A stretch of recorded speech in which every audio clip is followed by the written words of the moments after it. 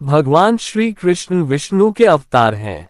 माना जाता है कि जब धरती दुष्टों के बढ़ते अत्याचारों से परेशान हो गई तो धरती भगवान विष्णु के पास पहुंची। भगवान विष्णु ने धरती को आश्वासन दिया कि वे पृथ्वी पर स्वयं अवतरित होंगे और उनके कष्टों का निवारण करेंगे। भाद्रपद कृष्ण अष्टमी तिथि की घनघोर अंधेरी आधी रात को रोहिणी नक्षत्र में मथुरा के कारागार में वसुदेव की पत्नी देवकी के गर्भ से भगवान श्री कृष्ण ने जन्म लिया था। यह तिथि उसी शुभ घड़ी की याद दिलाती है और सारे देश में बड़ी धूमधाम से मनाई जाती है। द्वापर युग में भोजवंशी राजा उग्रसेन मथुरा में राज्य करता था। उसके आताए पुत्र कंस ने उसे गद्दी से उतार दिया और स्वयं मथुरा का राजा बन बैठा। कंस की एक बहन देवकी थी, जिसका विवाह वसुदेव नामक यदुवंशी सरदार से हुआ था। एक समय कंस अपनी बहन देवकी को उसकी ससुराल पहुंचाने जा रहा था।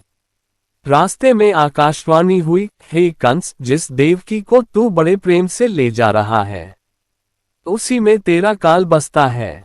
इसी के गर्भ से उत्पन्न 8वां बालक तेरा वध करेगा।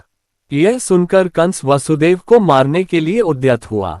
तब देवकी ने उससे विनयपूर्वक कहा, मेरे गर्भ से जो संतान होगी उसे मैं तुम्हारे सामने ला दूंगी।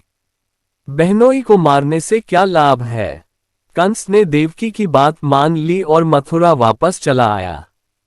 उसने वसुदेव और देवकी को कारागृह में डाल दिया, परंतु उसने अपने पिता समेत देवकी और वासुदेव को कारागार में डाल दिया।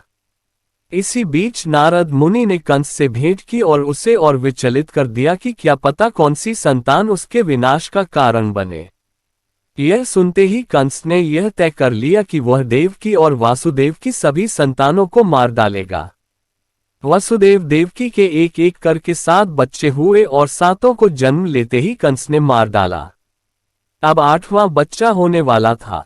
कारागार में उन पर कड़े पहरे बैठा दिए गए। उसी समय नंद की पत्नी यशोदा को भी बच्चा होने वाला था।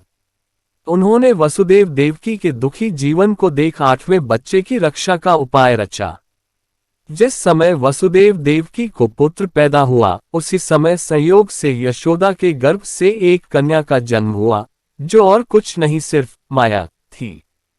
जिस कोठरी में देवकी वसुदेव कैद थे, उसमें अचानक प्रकाश हुआ और उनके सामने शंख, चक्र, गदा, पद्म धारण किए चतुर्भुज भगवान प्रकट हुए। दोनों भगवान के चरणों में गिर पड़े।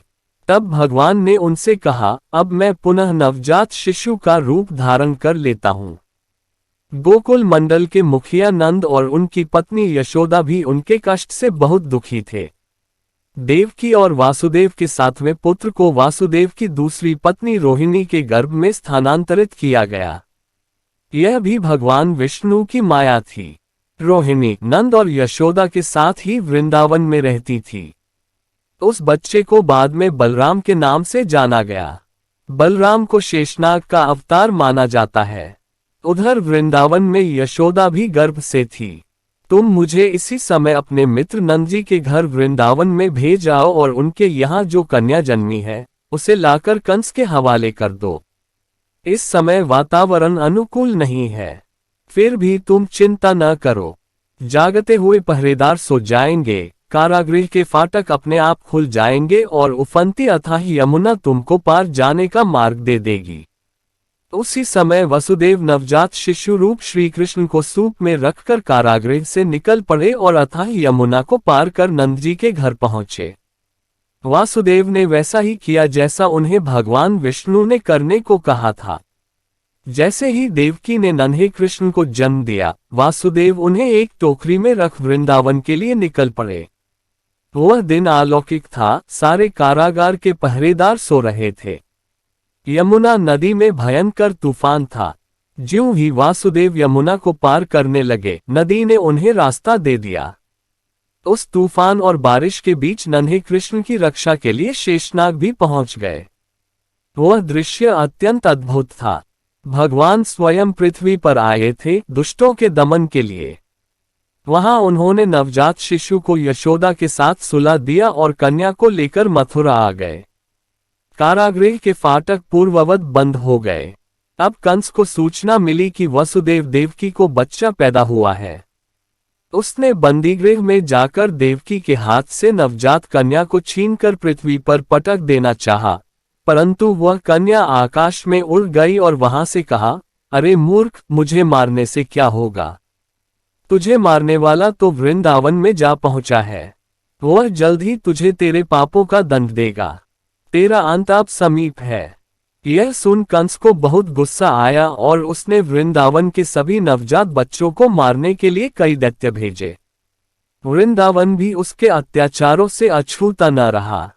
कृष्ण के वध के लिए कंस ने पूतना राक्षसी को भेजा। कंस ने कृष्ण के वध के लिए पूतना राक्षसी को भेजा। पूतना ने एक सुंदर स्त्री का रूप धारण कर लिया। वह कृष्ण को गोद में लेकर घर से थोड़ी दूर निकल आई। जैसे ही उसने नन्हे कृष्ण को स्तनपान कराया, वह दर्द से करहाने लगी और बचाओ बचाओ चीखने लगी। जब तक गांव वाले वहां पहुंचे, पूतना का वध हो चुका था। नन्हे कृष्ण की उस लीला को कोई भी नहीं समझ पाया था। उन्हें सब एक नन्हे बालक के स्वरूप में ही देखते थे। लोगों को यह कभी लगा ही नहीं कि वह नन्हा सा बालक एक राक्षसी का संहार भी कर सकता है। मित्रों, आपको भगवान कृष्ण की जन्म की कथा कैसी लगी हमें कमेंट द्वारा जरूर बताएं। साथ ही हमारे चैनल को सब्सक्राइब करें और वीडियो को लाइक करें। फिर मिलते हैं एक नई कथा के साथ, तब तक के लिए जय श्री कृष्ण।